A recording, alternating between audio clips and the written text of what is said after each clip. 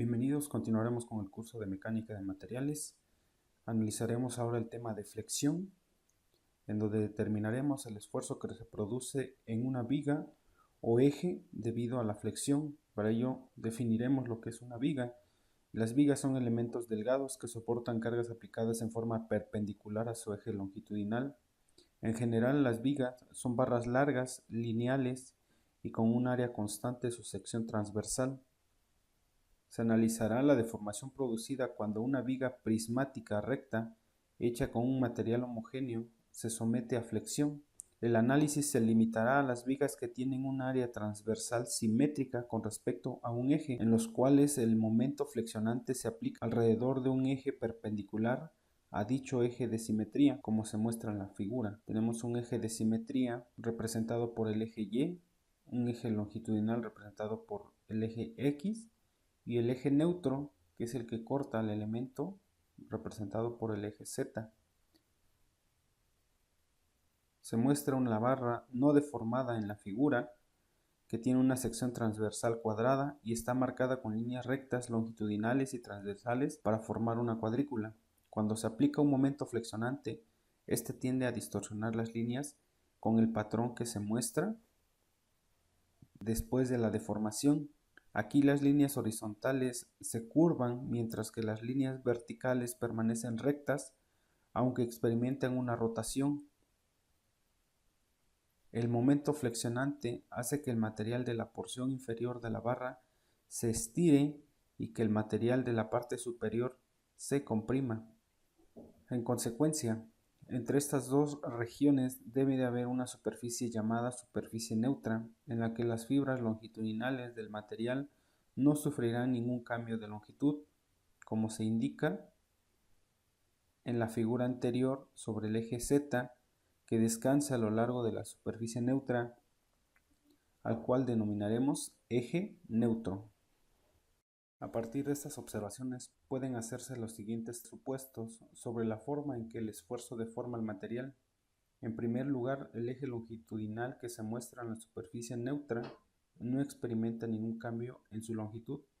En vez de eso, el momento tiende a formar la viga para que esta línea se convierta en una curva ubicada en el plano de simetría. Segundo, todas las secciones transversales de la viga permanecen planas y perpendiculares al eje longitudinal durante la deformación. En otras palabras, la sección transversal de la figura que se muestra mantiene su forma. Para la obtención de la flexión en elementos rectos, se desarrolla la fórmula de la flexión, que relaciona la distribución de esfuerzos en una viga con el momento flexionante resultante interno que actúa en su sección transversal. Para ello se supondrá que el material se comporta de forma linealmente elástica. Esta ecuación describe la distribución de esfuerzos sobre el área de la sección transversal. La convención de signos establecida aquí es significativa. Para un momento positivo que actúa en la dirección más z, los valores positivos de y proporcionan valores negativos para el esfuerzo, es decir, existe un esfuerzo de compresión ya que actúa en la dirección x negativa. De manera similar, los valores negativos de y dan valores positivos o de tensión para el esfuerzo. La ecuación mostrada suele denominarse como la fórmula de la flexión, donde sigma más es el esfuerzo normal máximo en el elemento que se produce en el punto sobre el área de la sección transversal que está más alejado del eje neutro. M es el momento interno resultante, determinado a partir del método de las secciones o de las ecuaciones de equilibrio. Se calcula en función del eje neutro de la sección transversal. C es la distancia perpendicular desde el eje neutro hasta el punto más alejado del eje neutro. Aquí es donde actúa el esfuerzo normal máximo. Y mayúscula es el momento de inercia del área de la sección transversal alrededor del eje neutro. Para la obtención del momento de inercia, se define que el momento de inercia de un área es una propiedad geométrica que se calcula respecto de un eje. También es posible calcular el momento de inercia de un área respecto del polo cero o del eje Z. Esto se conoce como el momento polar de inercia. Para el cálculo del momento de inercia se tienen dos métodos para la obtención de este valor. El primero es el teorema de los ejes paralelos, donde se conoce el momento de inercia de un área respecto a un eje centroidal. De esta manera es posible determinar el momento de inercia del área respecto del eje paralelo correspondiente. Para obtener este teorema, considere la determinación del momento de inercia del elemento diferencial. Tenemos que para el momento de inercia sobre el eje X, para la obtención del momento de inercia con respecto al eje X, tenemos que el primer término y testada sub x' representa el momento de inercia del área respecto del eje x', al cual se le suma el área de la figura multiplicado por la distancia que existe desde el centroide de la figura hasta el centroide del área total. En base a esto es posible escribir una expresión similar para el momento de inercia con respecto al eje Y.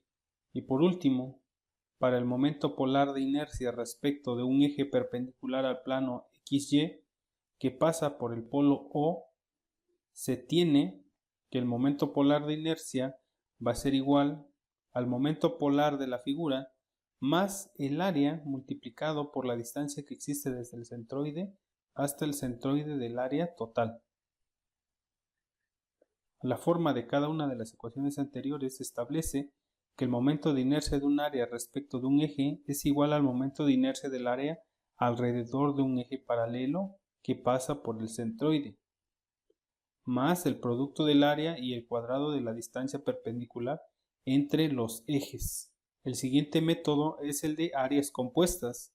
Muchas áreas transversales consisten en una serie de formas simples conectadas, como son rectángulos, triángulos y semicírculos, con el fin de determinar adecuadamente el momento de inercia de esta área respecto de un eje determinado.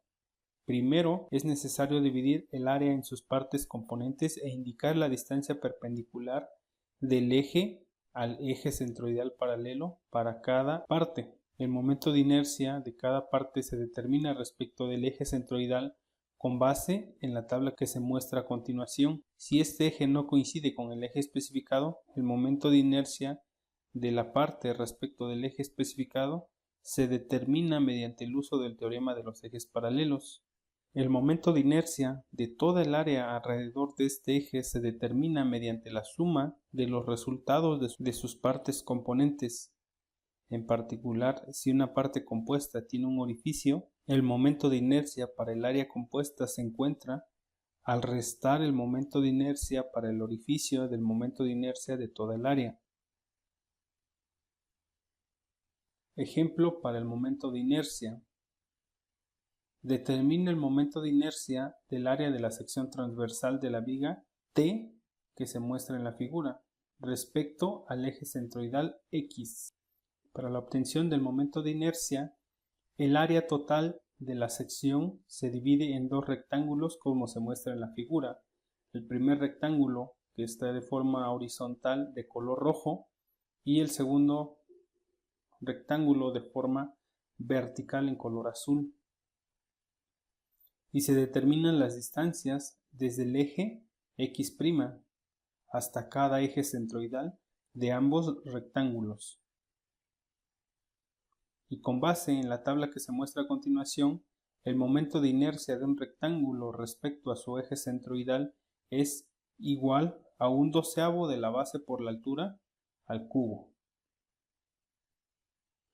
Si aplicamos el teorema de los ejes paralelos en cada rectángulo y al sumar los resultados se obtiene que el momento de inercia de toda la figura va a ser igual a la sumatoria de los momentos de inercia con respecto al eje X de cada rectángulo más el área de cada rectángulo multiplicada por la distancia que existe entre los ejes. Primero obtenemos el momento de inercia con respecto al eje X del rectángulo en color rojo. Utilizamos la fórmula del momento de inercia del rectángulo, que es igual a la base, en este caso la base del rectángulo rojo es de 8, multiplicada por la altura al cubo, que es 3 al cubo, sobre 12, más el área, que la obtenemos con base por altura, 8 por 3 multiplicado por la distancia que existe desde el eje general hasta el eje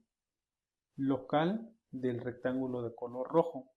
Esto elevado al cuadrado nos da como resultado 226.86 pulgadas cuartas. Ahora el momento de inercia con respecto al eje X del rectángulo en color azul va a ser igual a la base, que es 2 multiplicada por la altura al cubo, que es 10, sobre 12, más el área, que es 2 por 10, multiplicada por la distancia que existe entre el eje del rectángulo de color azul hasta el eje total.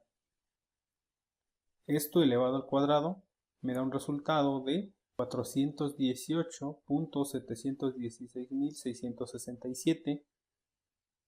Entonces el momento de inercia de toda la figura es igual a 266.86 más 418.71.667. La suma de estos dos valores me da un resultado de 645.58 pulgadas cuartas. De esta manera es como obtenemos el momento de inercia. El ejemplo también se puede solucionar de la siguiente manera. Obtendremos primero el momento de inercia del rectángulo que tiene una altura de 13 pulgadas y una base de 8 pulgadas. Entonces tenemos que la fórmula para el momento de inercia de un rectángulo es igual a la base por la altura al cubo sobre 12. Entonces la base sería 8, la altura sería 13 al cubo sobre 12, más el área, que sería la base por la altura, 8 por 13, multiplicado por la distancia que existe desde el eje general hasta el eje del rectángulo grande, que sería 8.55 menos 6.5 elevado al cuadrado. Nos da un resultado de 1901.726.667 pulgadas cuartas. Ahora, el momento de inercia de los dos rectángulos sombreados en color azul más claro sería igual a la base, que es 3, multiplicado por la altura, que es 10 al cubo sobre 12, más el área, 3 por 10, multiplicado por la distancia que existe del eje general hasta el eje de cada rectángulo, esto al cuadrado. Nos da un resultado de 628.075 pulgadas cuartas. Entonces el momento de inercia de la T la obtendríamos de restarle al rectángulo grande los dos rectángulos pequeños, que sería 1901.726.667 pulgadas cuartas menos 2, ya que son dos rectángulos, por 628.075. El resultado total es de 645.58 pulgadas cuartas, el mismo valor que habíamos calculado con el procedimiento anterior.